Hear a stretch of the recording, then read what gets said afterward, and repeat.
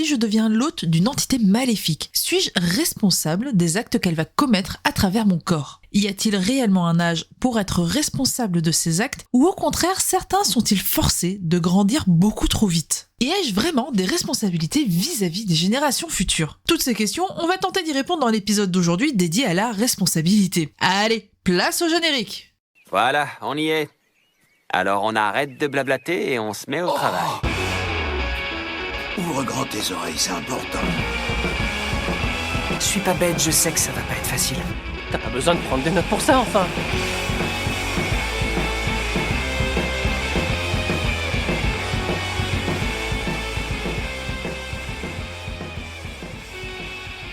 Bonjour à toutes et à tous, bienvenue dans ce nouvel épisode d'Entrepods. Bonjour Karna, comment ça va?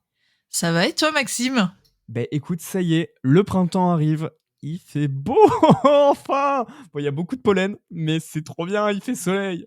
Mais t'as vu jouer ça où, toi qui faisait soleil? On jongle entre les nuages, la pluie, la grêle.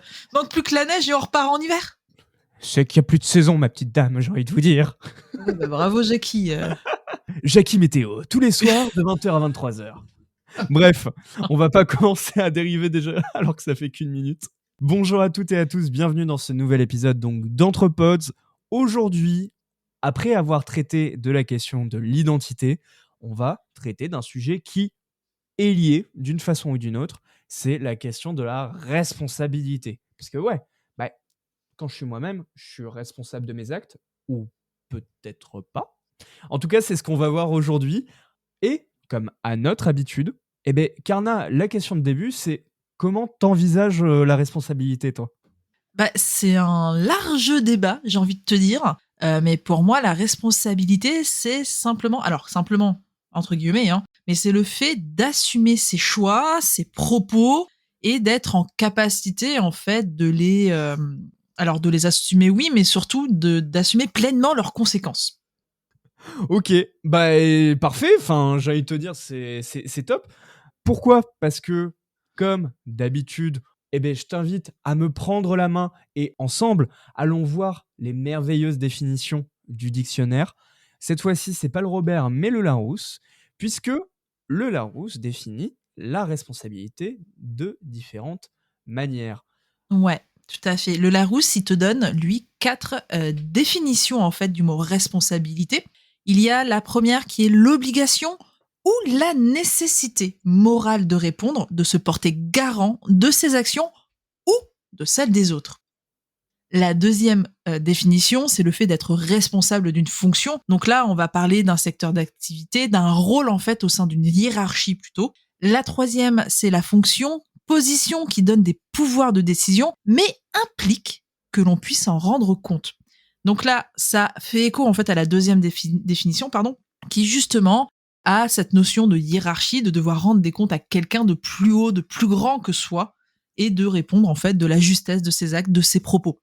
Et enfin, la dernière définition du mot responsabilité, c'est le fait pour quelque chose d'être la cause, l'origine d'un dommage. Donc en fait, la responsabilité peut engendrer des dommages. Ah ouais, parce que l'étymologie, la racine latine de responsable, en fait, c'est un dérivé du latin responsum, qui vient lui-même du verbe respondere, qui signifie garantir à son tour. Il y C'est a, il ça. y a l'idée de répondre de son Ouais, acte, et à chaque fois, il y a à la fois cette idée qu'il y a une personne derrière ouais, la question de la responsabilité, et aussi il y a une question d'être à l'origine de son action. Ce qu'on avait déjà totalement. vu dans l'épisode précédent. Ouais, c'est ça. Dans l'identité, déjà, il y avait le fait d'être à l'origine de soi-même.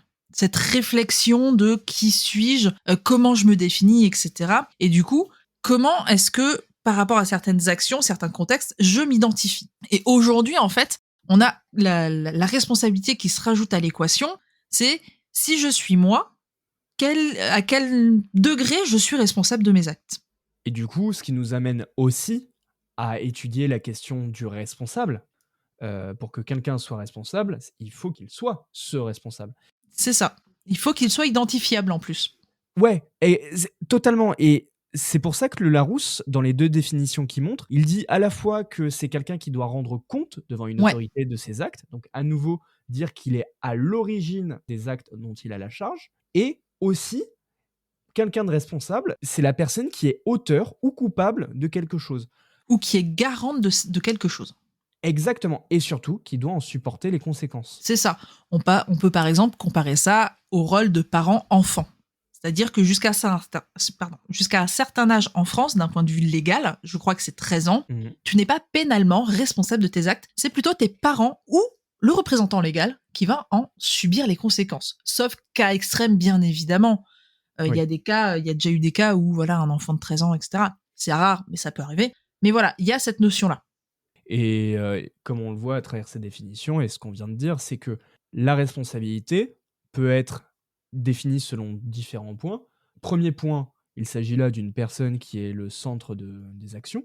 Tout à fait. Cette personne peut être liée au juridique, Ouais. c'est-à-dire qu'il doit rendre compte face à une entité, pardon. Mm. Et enfin, s'il est à l'origine de ces actions, il doit également En assumer les conséquences. exactement, il doit en assumer les Mm. conséquences. Ce qui nous amène aux premiers auteurs et autrices que l'on va étudier aujourd'hui, qui étudient la responsabilité à travers la personne et la question morale de nos actes. C'est ça. Puisque dans l'épisode dernier, vous l'avez peut-être noté, nous avons parlé, par exemple, d'Amélie Rorty.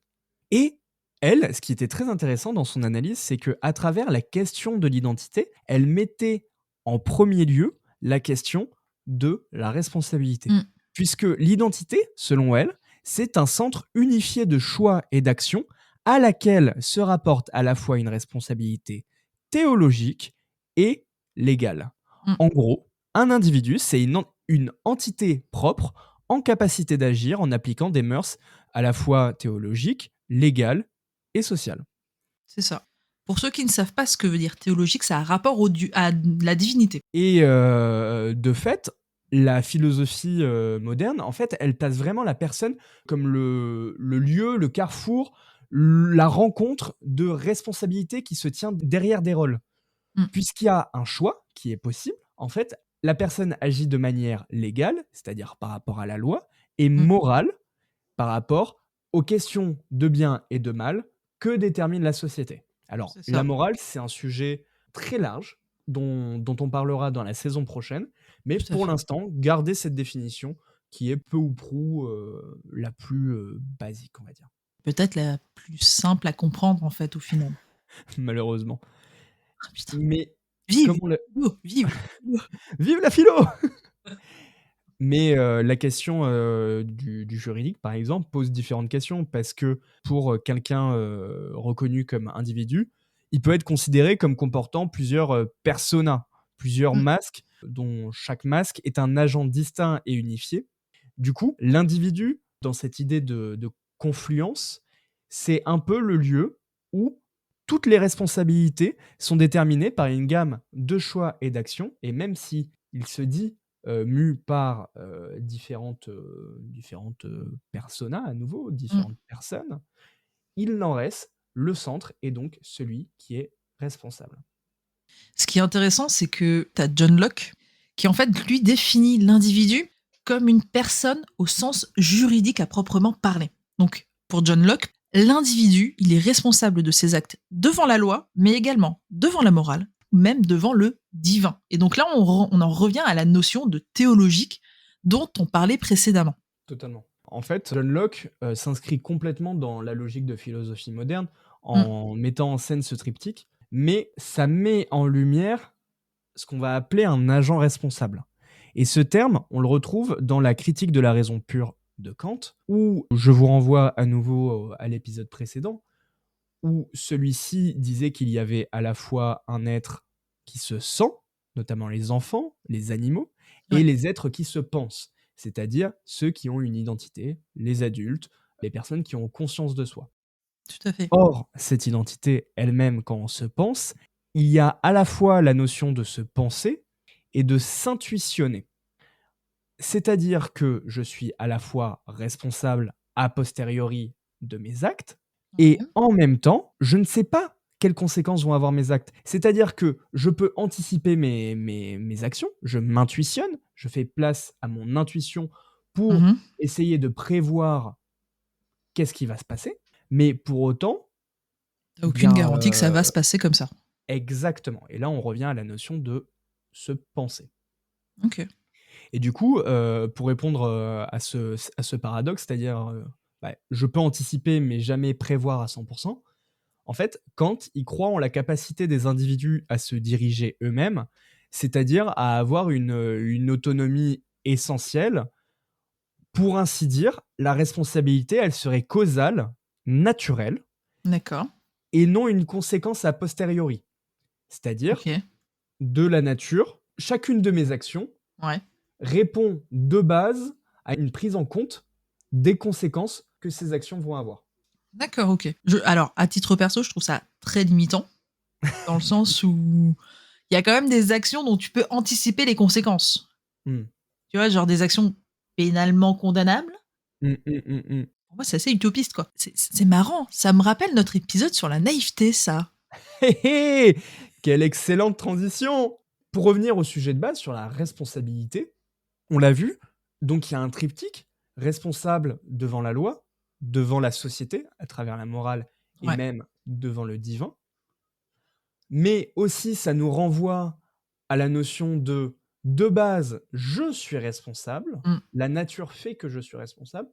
Et bien, ça nous amène à un manga qui n'est pas forcément celui auquel on pense directement, mais qui, selon moi, a fait un certain écho. Ce manga, c'est Jujutsu Kaisen, publié chez Kiyun, actuellement en 23 tomes en France et 26 au Japon, et écrit par Gege Akutami. Alors, de quoi ça parle, Jujutsu Kaisen? On suit Yuji, un jeune lycéen qui, par la force des choses, va être confronté à... Partager son âme. Exactement, c'est ça, partager Partager son son âme âme. ou son corps? Son corps. Les deux, ah oui, c'est vrai, non, son Non, corps, non, son effectivement. corps. Parce que, oui, pourquoi il doit partager son corps? Eh bien, Yuji évolue dans une société en proie à des malédictions. Ces malédictions, personne ne peut réellement les voir, sauf certains élus. Ces élus vont combattre donc ces esprits qui, en fait, sont des manifestations de tous les sentiments négatifs. Mm. Il va y avoir de la souffrance, du regret, des humiliations. De la haine, tout ce que... Et pour sauver une camarade de classe, Yuji va être forcé à avaler le doigt du plus puissant de ses esprits, Ryomen Sukuna, le célèbre démon à 2 visages. Et à 20 doigts. Et à 20 doigts, so good. Sauf que dans l'histoire, très rapidement, on nous met en confrontation avec la responsabilité de cet acte. Ouais, Parce que, effectivement, c'est vrai. avaler le doigt de Sukuna, ça veut dire partager la puissance de ce démon et Mm. donc être à l'origine peut-être du retour de ce fléau, qui est littéralement le nom qu'on Ah oui, donne oui, à ce complètement, ouais. personnage. Et donc, ce que je trouvais intéressant avec Jujutsu Kaisen, c'est que Yuji, malgré le fait que Sukuna soit le réel responsable de tous les crimes qu'il commet, eh bien, justement, Yuji, il assume le fait qu'il en est l'hôte, et donc, face à son jugement pénal, mais Mm. aussi sociétal, par Mm. rapport à toute la société de Jujutsu Kaisen, avec un ordre établi d'une ancienne génération très traditionnelle, etc. Très Ben conservatrice. exactement. Justement, il ne va pas aller à contre-courant en étant rebelle par rapport à l'institution. Non, il mais au assume contraire, jusqu'au bout, hein. et c'est ça. Et du coup, en réalisant la tragédie qu'il va causer en réalité, Ou qu'il peut causer. Parce ou qu'on qu'il peut on n'en sait causer, rien pour l'instant. eh bien, il va assumer la responsabilité de laisser tout le temps qu'il a encore à vivre pour garantir le bonheur de ses pairs. Ouais, bien sûr. Mais en fait, Yuji, il a simplement pris un risque. Et maintenant qu'il en a conscience, en fait, Yuji a jamais été un personnage présenté comme étant immature, fuyard, etc. C'est même plutôt l'archétype du mec, ok, je l'ai fait, j'assume, en fait, je vais jusqu'au bout, et puis tant pis. Au contraire, ouais, comme tu dis, c'est une bonne crotte de nez, je trouve, à une partie des héros du Shonen Jump, Ouais, où complètement. justement on avait des personnages qui n'avaient que peu conscience de ce qui se passait face à eux. Ouais, Et c'est vrai. là, au contraire, dès le départ, on a quelqu'un qui, au départ, semble assez désinvolte, etc. Et en fait, pas du tout. Du moment où il avale ce doigt, Ouais.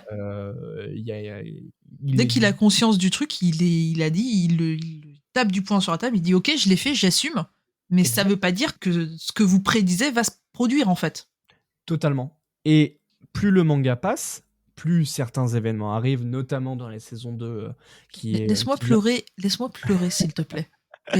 Laisse-moi pleurer des larmes de sang. 1 minute de silence va être réalisée. Mais effectivement, Yuji va être à nouveau jugé pour des actions Ouais, qu'il n'a pas commises, ouais, mais bien Sukuna. Et à nouveau, la question de la responsabilité va être abordée, puisque, oui, comme on l'a vu tout à l'heure, bien que quelqu'un peut être jugé pour différentes personnes qui logent dans son corps, eh bien, Yuji continue de dire, même si c'est quelqu'un d'autre qui a causé ça, j'en assume la responsabilité. Et bien sûr, donc, bien sûr. Et je dois rendre compte de tout ça. voilà, exactement. Par quelque part, il est en mode ok, je sais que c'est lui. D'ailleurs, dans ce dont tu parles, il y a une approche très pénale. Alors, on parle de la pénalité japonaise, bien évidemment, mais il y a cette notion de responsabilité pénale vis-à-vis de la société. Hmm. Et donc, il n'y a pas que cette responsabilité vis-à-vis de ses pairs, et par pairs, j'entends les autres exorcistes, Mhm. mais il y a cette responsabilité, ce poids sur les épaules vis-à-vis du reste du monde, vis-à-vis du reste de la société. Mhm.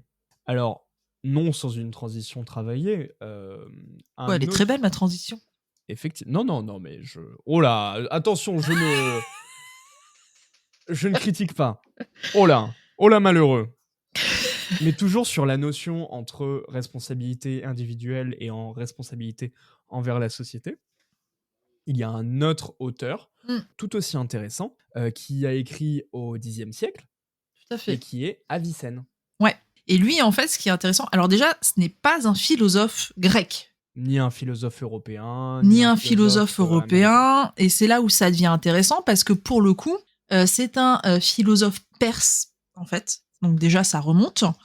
Et lui, il approche la responsabilité avec 4 points essentiels.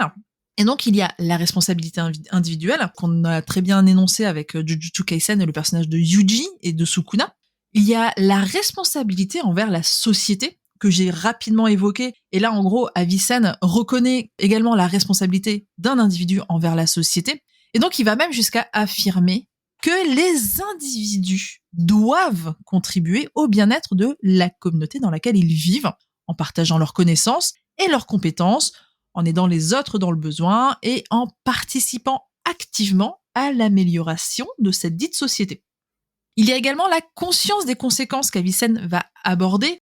Et donc là, en gros, pour résumer, c'est l'importance en fait d'avoir conscience que nos actions peuvent avoir des conséquences et éventuellement lesquelles. Et enfin, il y a également l'équilibre entre les droits et les devoirs. Là, pour le coup, Avicenne, il insiste sur l'équilibre, puisqu'en fait, il soutient que les individus ont des droits naturels, bien évidemment, mais qu'ils ont également des devoirs envers les autres membres de la société. En gros, pour Avicenne, à partir du moment où on accepte de vivre en société, on accepte de se détacher un petit peu d'une partie de notre liberté au profit d'une société pour laquelle on va devoir travailler, pour laquelle on va devoir partager ce qu'on a chez nous pour améliorer cette dite société.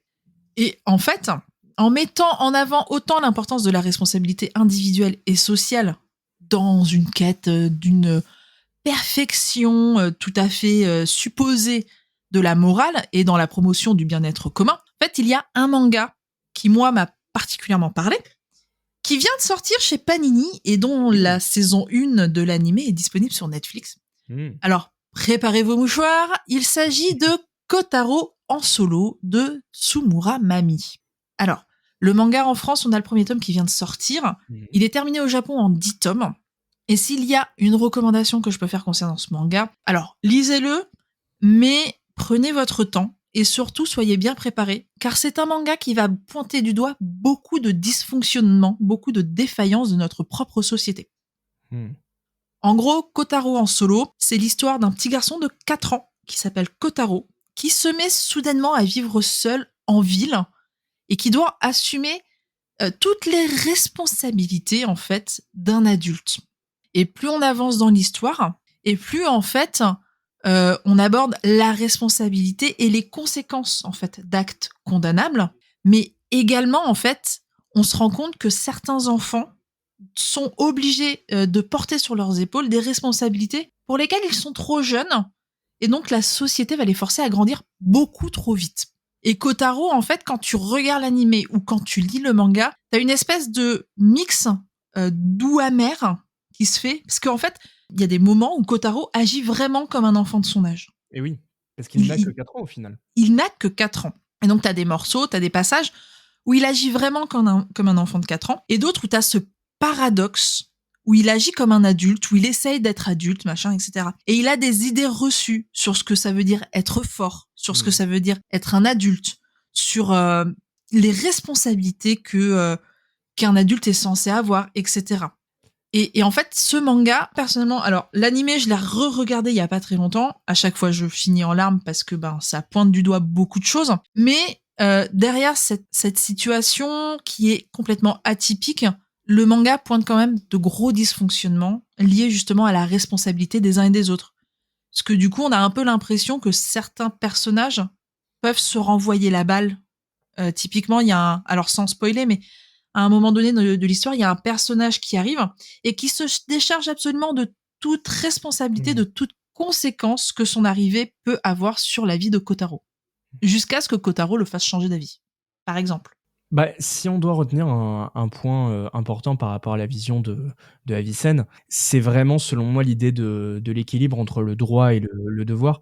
Et pour un enfant de 4 ans, tu vois, tu le disais en introduction, jusqu'à un certain âge, tu n'es pas considéré comme responsable. C'est ça. Parce que tu n'as pas l'âge d'assumer certaines de tes actions. Ouais, c'est ça. Parce que t'as pas l'âge, parce que t'as pas la psyché, en fait. C'est ça. Et là, ce qui est intéressant, malheureusement, avec ce manga qui est très dur au final, c'est que Avicenne donc met en avant l'idée de coopération entre les individus, et avoir, tu vois, dans ce manga, un mangaka un peu marginal, tu vois, en même temps une femme qui travaille dans un club et un yakuza. Tu vois, toutes ces personnes-là qui, justement, on pourrait les illustrer comme des personnes qui ne sont pas tant responsables. Et je le mets bien évidemment entre de gros guillemets. En fait, aux yeux de la société, ces personnes-là sont des marginales. Voilà, c'est ça, c'est des marginaux. Et pourtant, c'est un très bon manga pour montrer que, déjà, il faut ne pas juger les personnes à leur simple condition sociale. Bien sûr. Et aussi, cet enfant n'est pas censé avoir des devoirs. Et quand on voit la manière dont il s'exprime, moi j'ai bouquiné le bouquin en librairie avant de préparer cet épisode, et effectivement ce qui est très dur, c'est, malgré un côté comique bien évidemment, la manière dont parle cet enfant montre tout le chemin par lequel il est passé pour avoir un comportement qui est celui d'un adulte. Et c'est malheureusement très dur, en fait. Ouais, mais c'est pareil. Dans le même genre, t'as Belle de Mamoru Hosoda qui aborde un peu la thématique. Parce que, alors, on a beaucoup parlé, lorsque Belle est sortie, on en a beaucoup parlé, on a beaucoup fait le parallèle avec La Belle et la Bête, qui était totalement assumé par Mamoru Hosoda. Bien sûr. Mais à titre personnel, quand j'ai vu le film, j'ai surtout vu autre chose que le parallèle avec La Belle et la Bête. J'ai surtout vu, en fait, la responsabilité. Parce que de mémoire, le personnage principal féminin s'appelle Suzu. Oui, il me semble. Et elle va réussir à établir un lien avec un enfant victime de maltraitance sociale, enfin de maltraitance infantile. Et en fait, elle va se sentir incombée d'une responsabilité d'aider cet enfant, d'aider son prochain. Et c'est là où, en fait, Belle prend une dimension différente. Parce que durant tout le long, alors c'est certes inspiré de La Belle et la Bête, mais c'est aussi une critique vis-à-vis des réseaux sociaux, vis-à-vis de tout ça, mais de la responsabilité individuelle de fermer les yeux sur certaines situations qui sont évitables et qui sont sauvables, en fait. Du coup, tu peux avoir cette approche en dehors du manga, dans certains films, là où on les attend pas, en fait. Bah oui. C'est ça qui devient intéressant. Et en plus, au-delà d'Avicenne, t'as d'autres philosophes qui vont aborder la thématique de la responsabilité individuelle. On a par exemple Al-Ghazali, qui reprend exactement en fait les mêmes principes que Avicenne, sauf que lui il va également rajouter la responsabilité envers Dieu. Mais il y a toujours cette notion de la responsabilité sociétale qu'on peut voir par exemple avec le contrat social de Jean-Jacques Rousseau. Alors justement, on allait y venir. Là, jusqu'à maintenant, on s'est concentré majoritairement sur une responsabilité individuelle, Ouais. mais bien évidemment que les actions ont toujours pour objet l'autre, ou en tout cas, il y a Bien toujours sûr. un rapport à l'autre. Et donc, ça nous renvoie à la responsabilité de nos actions par rapport à la société. Tout à fait. Alors, par manque de temps et sachant que c'est la première fois qu'on le dit, mais la saison prochaine sera portée justement sur la société. On va aller très rapidement sur cette responsabilité sociétale. Ouais. Mais ce qu'il faut retenir très rapidement, c'est que 3 auteurs vont étudier le contrat social de 3 différents points de vue, mais tous mettent en avant la question de la responsabilité. Et ces 3 auteurs, c'est Thomas Hobbes en premier, qui publie Léviathan en 1651. Ouais, qui a une version plutôt pessimiste du truc d'ailleurs. Ouais, très pessimiste. Ensuite, il y a Traité du gouvernement civil de John Locke en 1689.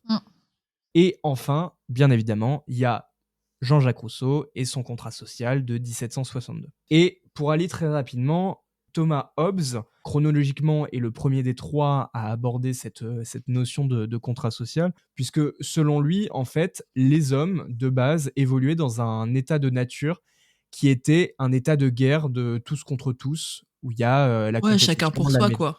Exactement. D'où la fameuse expression qui vient de Léviathan, l'homme est un loup. Pour l'homme.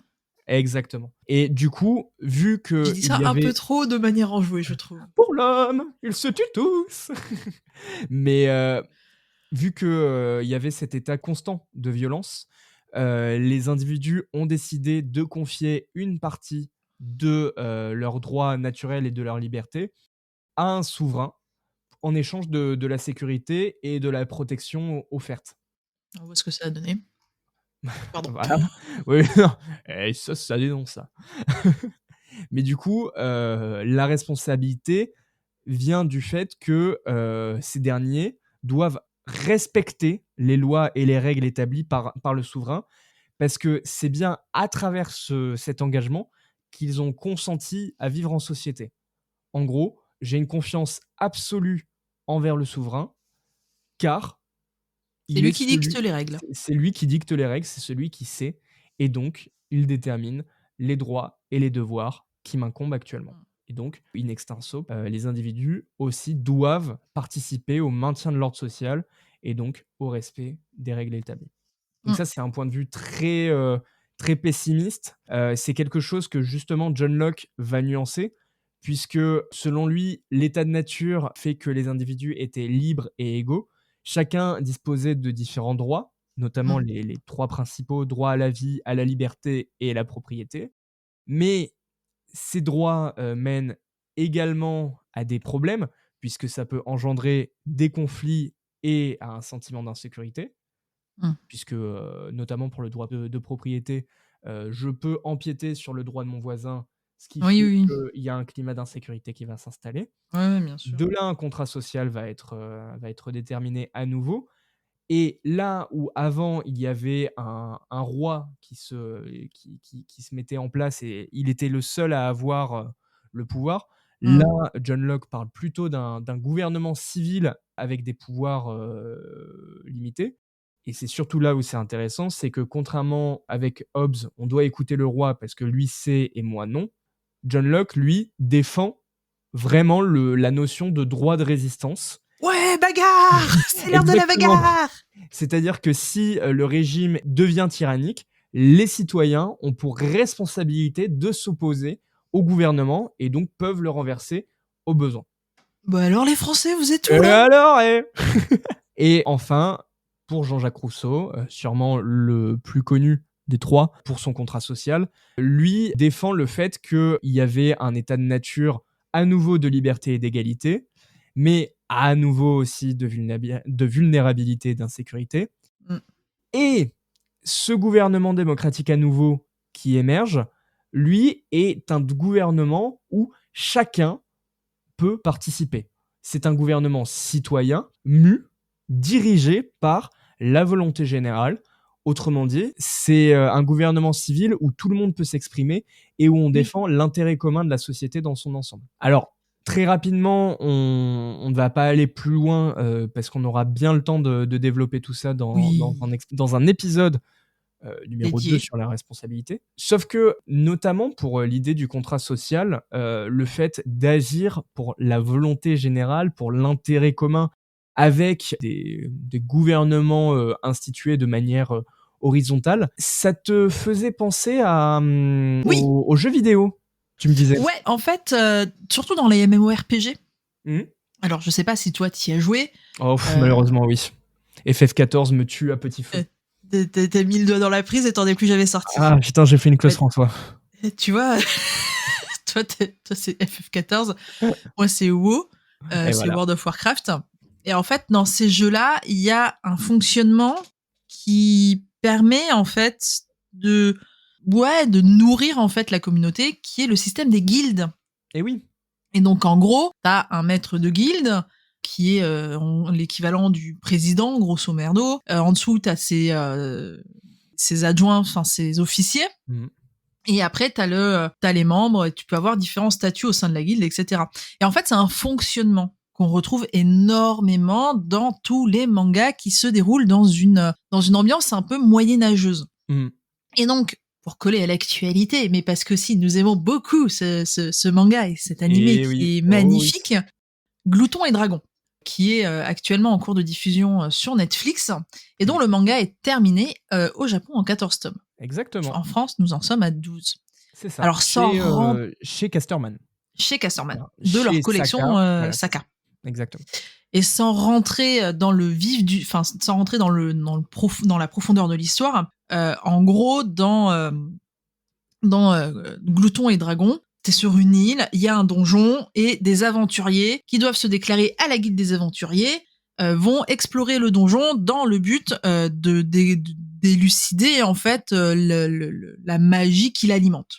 Grosso merdo, c'est ça. Et là, en fait, dans le dernier épisode, on a une notion très politique qui vient se mêler à l'équation, puisque en fait, on apprend que, en gros, merde, comment il s'appelle pas le propriétaire de l'île, mais non, pas l'Aios. Non, pas l'Aios, mais t'as le gérant, enfin j'ai plus le terme exact, mais genre le maître de l'île. Ah oui. Okay. En gros, il sert de bouclier entre les aventuriers et les elfes, puisque bon, bah pour le coup, c'est lui qui prend les coups de la part des elfes, parce qu'il faut quand même savoir que les elfes lui ont confié cette île, que lui c'est un humain, machin, que lui, en fait, il finance les expéditions. Il finance les expéditions. Et en gros, t'as un personnage qui dit, bah voilà, si lui disparaît, bah les elfes vont arriver, ça va tout casser, machin, etc. Il évoque à un moment donné la notion de, ok, bah en fait, faut également penser aux futurs aventuriers qui vont peut-être partir à la recherche du trésor pour essayer de se remplir les poches, etc. Et donc, il y a vraiment cette notion-là de, voilà, penser aux conséquences que telle action peut avoir sur l'ensemble de la communauté, et surtout penser aux conséquences que ça peut avoir sur les futures générations. Et à nouveau, c'est dans l'intérêt commun, en fait. Ouais, c'est dans l'intérêt commun de la volonté générale. C'est ça, c'est totalement dans l'intérêt général, c'est totalement dans l'intérêt de la communauté justement de bien réfléchir aux conséquences de ces actes, de comment faire quoi pour éviter justement de briser le système et de tomber en fait dans le chaos. Grosso modo, c'est un peu l'idée. Et surtout, également, ce qui est intéressant avec la théorie de Rousseau, mais avec le fonctionnement des guildes, c'est que le but de la participation citoyenne, où tout le monde est égal, égaux les uns envers les autres, c'est aussi que le but est toujours de chercher à améliorer le statu quo. Ouais, totalement. On ne tombe pas dans une logique de parce que ça va bien, je ne fais rien. Au contraire, on essaye constamment d'améliorer la communauté, d'aller plus loin, d'améliorer l'expérience de jeu, l'expérience des aventuriers, etc. Je te rejoins à 100%. Et donc, on va terminer sur ça, mais point qui, selon nous, était essentiel en parlant des générations futures, c'est également la responsabilité sociale qu'ont les individus selon Hans Jonas. Ouais, alors Hans Jonas, lui, pour le coup, c'est un philosophe plutôt moderne en soi. Ah oui, totalement. Ouais. Oui, complètement d'ailleurs. Hein. Et en fait, dans sa responsabilité sociale, lui, il a une approche éthique. Alors, le titre du livre est assez parlant de lui-même. Hein, c'est Le principe responsabilité, une éthique pour la civilisation technologique. Et en gros, lui, il considère que les ingénieurs qui mettent au point des technologies ont une responsabilité vis-à-vis des générations futures et de l'environnement. En gros, selon lui, l'humanité se retrouve confrontée en fait à des choix éthiques qui vont être, et qu'ils sont déjà en fait, d'une ampleur sans précédent, notamment à cause du pouvoir de plus en plus puissant que nous voulons et que nous avons sur l'environnement qui nous entoure. Et donc pour lui, malgré tous les avantages que les nouvelles technos nous apportent, elles ont aussi, et ça on le voit très bien aujourd'hui, le potentiel de causer des dommages qui sont irréparables sur notre écosystème. Et donc, tout au long de son traité, il propose en fait que nous adoptions une éthique et une responsabilité qui consiste en fait à prendre conscience des conséquences que nos choix technologiques peuvent avoir. Et en fait, dans cette même logique, déjà, il y a toute la filmographie, et plus précisément Nausicaa de Miyazaki, qui aborde très bien le sujet. Et dans le monde du manga, alors oui, Nausicaa est adapté en manga aussi, j'en ai bien conscience, mais dans les mangas récents, j'entends, il y a l'Éden des sorcières de chez Kiyun, qui est une pure pépite. Alors, de mémoire, en plus de ça, je crois que c'est un projet full Kiyun, donc c'est une création originale, et en fait, on est plongé dans un futur, je dirais, dystopique moyenâgeux, où les plantes, en fait, ont décidé de se retirer de la vie, à proprement parler, et de se réfugier dans des espèces de serres, en fait, comme des grottes. Et elles vont se réfugier là-dedans, et seules des femmes, et c'est spécifiquement des femmes, peuvent s'en occuper. Et on les appelle des sorcières. Et en fait, tout au long du manga, on suit Philly qui a grandi auprès d'une sorcière et elle est persuadée de pas avoir trop de pouvoir, machin, enfin bref. Et donc, du jour au lendemain, elle va se révéler avec des pouvoirs. Et en fait, plus on avance dans l'histoire et plus il y a la responsabilité des hommes sur, ok, pourquoi est-ce qu'on en est arrivé à cet état de fait? Pourquoi est-ce qu'on en est arrivé à avoir un environnement complètement détruit aujourd'hui? Et surtout, comment est-ce que t'as aussi la responsabilité politique? Parce que t'as tout un message autour de la manipulation politique, du lavage de cerveau, etc. Tout ça. Et la responsabilité de Pili, pardon. J'ai dit Philly, mais c'est Pili. Pili, ramène-toi que je te bute. Pardon, désolé. Ceux qui auront la ref, je suis désolé, mais pardon, il fallait que je la fasse. T'as toute la responsabilité de Pili vis-à-vis en fait de la mission qui lui a été confiée de trouver l'Éden des sorcières. Et donc il y a tout ça. Moi, ce que j'aime beaucoup avec Hans Jonas, c'est que en fait, c'est un élève donc de Heidegger. Et je trouve que la question de la responsabilité qu'il met en place, premièrement, aborde l'éthique, donc ramène, malgré toute la dimension sociale, la responsabilité à un point de vue personnel, puisque l'éthique, c'est la capacité de faire des choix conscients d'un point de vue individuel, et surtout lie la responsabilité à la question de la mort. Parce que toute cette dimension écologique, technologique, environnementale ramène à la fin à la question de si nous n'avons pas conscience de nos actes, nous allons vers une mort certaine. Ouais, et c'est vrai. L'Éden des sorciers, on est des sorcières. Pardon. Autre manga. L'Éden des sorcières, décidément, ramène. En fait, c'est cet état de, quand on ne prend pas conscience de nos actions, voilà le monde dans lequel on peut évoluer, et ce qui est dramatique au final. Ce qui est dramatique, surtout qu'en plus aujourd'hui, on le sait, il faut qu'on prenne des décisions. Il faut qu'on prenne des décisions, mais on les prend pas. On les prend pas parce que j'étais tombée sur une étude qui expliquait que comme c'est pas du matériel, on n'arrive pas à se projeter. Et puis en plus de ça, il y a les anciennes générations parmi lesquelles certains sont en mode ah ouais mais attends, petit 20 degrés en février, c'est pas si mal en fait. Bah ouais mais frère, c'est pas la saison en fait. Et d'où tout le cœur de Jonas dans son livre, c'est qu'il ne faut pas prendre l'homme comme point central, mais bien la nature. Bien C'est-à-dire sûr. partir d'un point de vue global. Biodiversité, ouais. Ouais, c'est ça, un point de vue lié à la nature, bref, à notre monde, plutôt Mm, qu'un point de vue individualiste, comme on peut l'avoir dans toutes les théories qu'on vous a montrées. clairement. Au final, l'homme a peut-être des conséquences sur la société, mais également sur le monde en Eh oui. général. Eh Voilà. oui. Eh oui, mon petit. Bon, eh ben, je crois que pour un épisode court, on aura bien parlé. Non. Je vois pas de quoi tu parles, moi. Non. Et ben du coup, cet épisode vous est proposé par le café Entre Pods. Ah bah oui, parce que tu te rends compte, les prix, ils ont explosé, c'est n'importe quoi. Hein. Non, plus sérieusement. On espère que cet épisode vous a plu, autant que nous, il nous a plu de le préparer. Et surtout, on vous donne rendez-vous pour le prochain épisode, pour lequel on devrait parler du libre arbitre. Et donc, encore une fois, tout est lié, hein, on va pas se mentir. Oh mon Dieu, t'es en train de dire que ces émissions sont préparées à l'avance? Bah oui. Oh mon Je suis Dieu. désolée, moi j'ai pas la science infuse, mon pote. Hein. Moi, Oh là là. moi, je suis pas connecté à Internet. Hein. Oh mon Bah, Dieu. ou alors la connexion elle a sauté. Ouais, je crois bien. Bah, On n'est merci, pas ça encore fait- dans le monde technologique de Jonas. Non, pas du tout. Mais j'espère ne jamais y être. Ouais, non. Et sur ces bonnes paroles, et sur ces bonnes paroles, on vous dit à très bientôt. Prenez soin de vous. Et surtout, n'oubliez pas que le manga Ene Livre est partout. Il est dans les cases. C'était Entre Pods. Allez, à bientôt. Salut, ciao. L'épisode vous a plu? Vous souhaiteriez en apprendre plus? Alors n'hésitez pas à nous rejoindre sur Instagram, Threads et TikTok. De la part de toute l'équipe, nous tenions à vous remercier sincèrement d'avoir écouté ce podcast. Prenez soin de vous, n'arrêtez jamais de lire et à très vite pour discuter entre pods.